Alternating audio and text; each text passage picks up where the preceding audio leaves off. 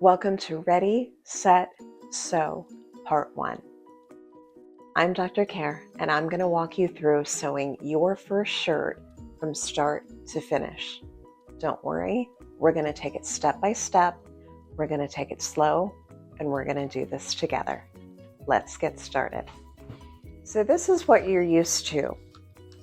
The old patterns that you would buy in the store or send for, and it would come with a very, very thin, almost tissue paper-like pattern, and all of the measurements for the fabric and the measurements for yourself on the back. I'll bring that up so that you can see. These are actually vintage patterns that had belonged to my grandmother. And when she passed away, these were things that I got to keep. I don't know who Granny made a wedding dress for, so I'm going to have to call one of my aunts to find out a little bit more information on that, because I don't recognize these from any family pictures, but now I'm really fascinated. And those are the old vintage patterns. You can still buy patterns like these in Joann's or online, but there's a new way to do it. And the new patterns are the PDF. Patterns of yesterday, patterns of today. These are absolutely amazing. You print, you get it immediately. You print it out yourself, or you can take it to a copy shop and have it printed out in a larger scale for you. There is some assembly required for the pattern. I'll show you that. For this project, I am using the Everyday Tee pattern from Ellie and Mac.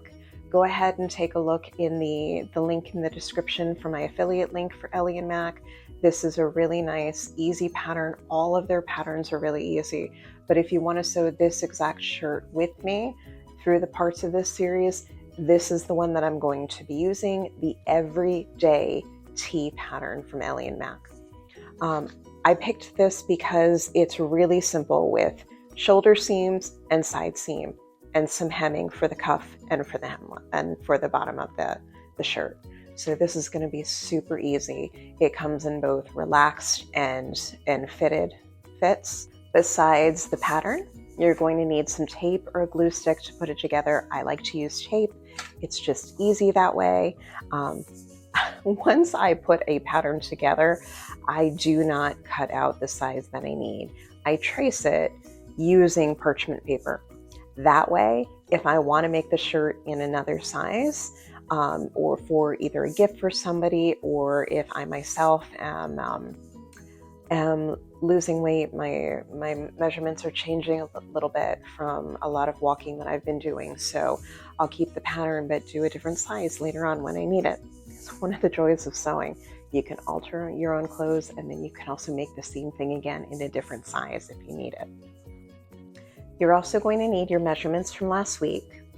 And what you do, just like on the back of the old style patterns, how it has your size and the measurements. And I'm just going to point something out here. A size 18, which in today's standards is more of like a 2X. Look at the waist measurement for that.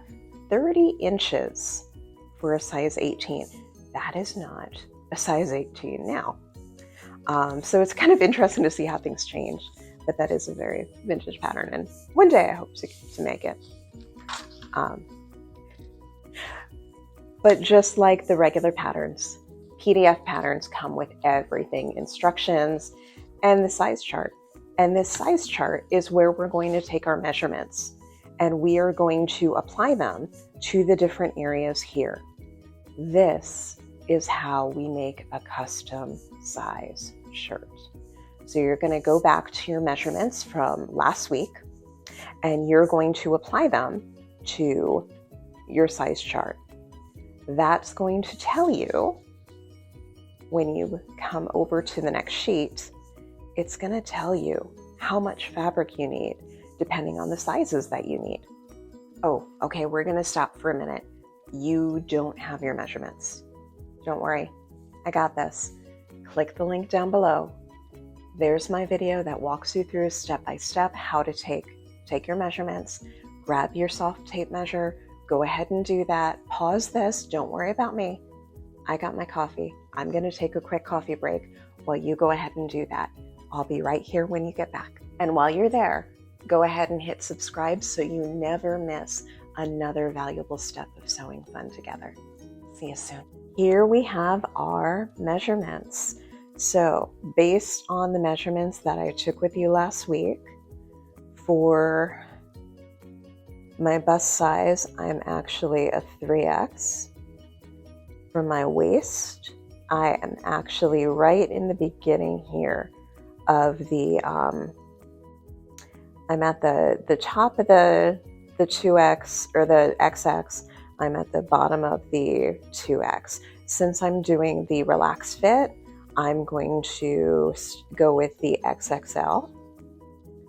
And then for my hips, I am actually double checking everything. So with my hips, I'm also with the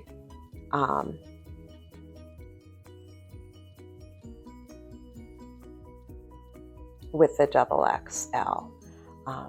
So now we are going to take our pieces. So based on that, I'm going to go by the fabric requirements for the 3XL. So I'm going to look at the fabric requirements, and for a 3XL size shirt, I need 2 yards of stretch knit fabric. And now I know when I go to order my fabric or purchase my fabric, I know I need at least 2 yards. If it's a fabric I love, I always buy a little bit more. PDF patterns are interesting because you do get to put together a little puzzle before you put it together. The good thing is, since you're printing this out yourself, you can print out just the pages that you need. And on this pattern, it'll actually show on the mock-up of how to look when it's all put together. For the fitted pattern, you print pages, blah, blah, blah. And for the relaxed fit pattern print pages, you do blah, blah, blah, blah. It's really, really good. And I know it takes ink and it takes paper, but when you're starting out, this is a good way to start with a very simple pattern and printing it out yourself and putting it together. But like I said, go ahead and use your parchment paper to trace out the pattern, and then you won't have to reprint all of these papers ever again. By the way, to store, I will actually, once everything's put together, I will roll it up and you can put it in a poster tube. Perfect for storing it so it doesn't get damaged. Another little tip, when you print it out, you want to look at the accuracy gauge. So every PDF pattern will have this, and there will be a little box either with 1 inch, or this one has both 1 inch and 4 centimeter square box. And you want to go ahead and measure that to make sure that everything is print to scale. Trust me, I have gone and had it off a little bit, and a wonderful, wonderful, wonderful wearable rug that I made for my sister ended up being the same size for my best friend's 9-year-old daughter. Yeah, not fun, but it looked really, really cute in the shirt, so it was worth it. Okay, to put these together, you're going to line up. See, there's blue lines, pink lines. For Ellie and Mac patterns, pink lines are if you are printing on A4 paper. Blue lines are if you're doing 8x11 paper. And these are numbered, so it makes it so much easier. This is where your tape comes in.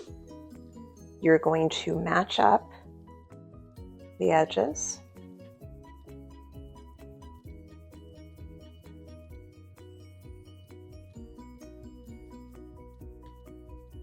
And then you're going to tape it in place.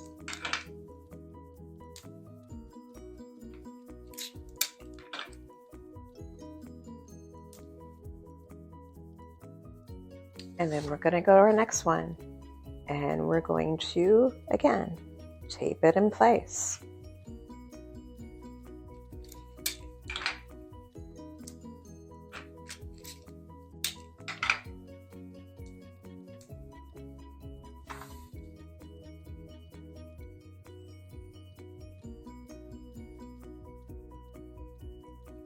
And just like a puzzle, see, you get a fun little puzzle to put together as you sew. And if you're sewing with kids or for kids, you can have them help you put the puzzle together. Just be a little bit more accurate, make sure that everything's lined up correctly. I do not have kids, so I have to put this together myself.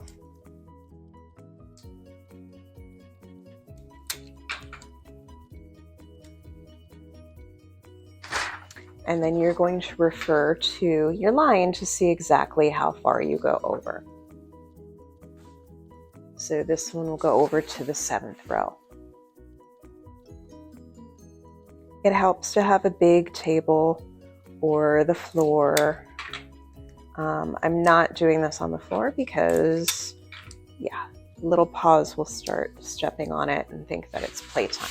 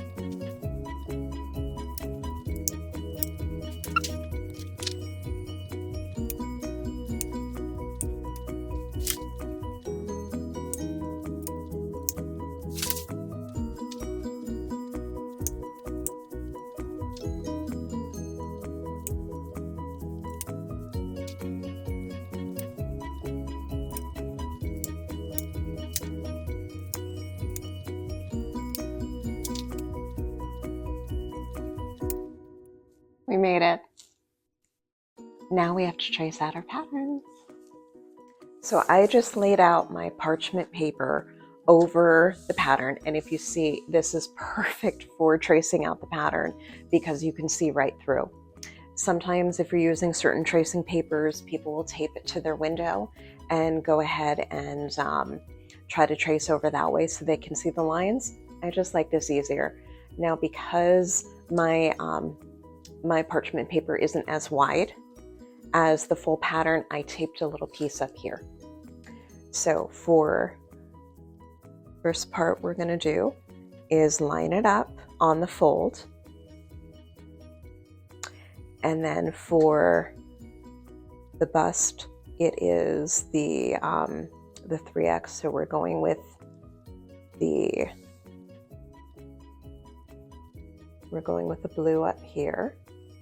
So I'm going to trace up here with the blue.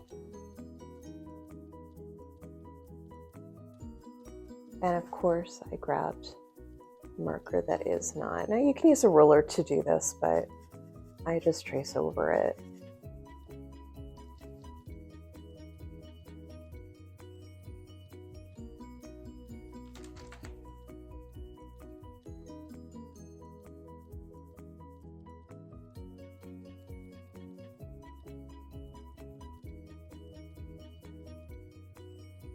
Now for the waist, which ends up being roughly about in here, it goes into the extra, extra large. So we're going to put in here. So what I'm going to do is, as I blend, I'll try to come this way so you can see. As I blend the arm in, I'm going to slowly bring it down closer towards the purple. So I bring the arm in, and then I'm going to slowly start bringing it in so that it hits the purple. And then I'm going to continue down with the purple. If I was doing something more fitted, like a dress or a fitted shirt, sorry, I didn't mean to shake the camera. Instead of going up so high in the shoulder, what I would do would be a full bust adjustment. So then I would be doing very strategic cuts and darts in the pattern up here. But for a t-shirt, for a hoodie, for a sweatshirt, you don't need that. You just go ahead and blend. And what I'm going to do is just blend that so it's a little bit more of a curve so that it goes with it. And this way, this will give me the space that I need up on top. And then I'd go and cut this out, and I have my pattern so that I don't have to go ahead and cut into my fabric here. And then I do the same thing to the back piece. Blend it so that the sides match. Okay, our pattern pieces are cut out. Don't forget to label them, the front and the back. If you forget which one is which, the back will always have a neckline that's up higher than the front. And then I also took the time to cut out the neckband, cut on the fold, and it's cut to the blue line because that's what I needed for the top half of the shirt. So these are done. My pattern pieces are done. So now we have our rolled up big pattern, and we have our other custom pieces ready to go. Go ahead and take your time with this, have fun with it. Let me know if you picked a different pattern. I'd love to see what patterns that you're using, if you've gone traditional or if you've gone PDF. And of course, if you have any questions or concerns, go ahead and put a comment, and I will be sure to get back to you. Don't forget to like and subscribe so we can keep sewing together. Can't wait to see what type of fabric you choose next. See you soon.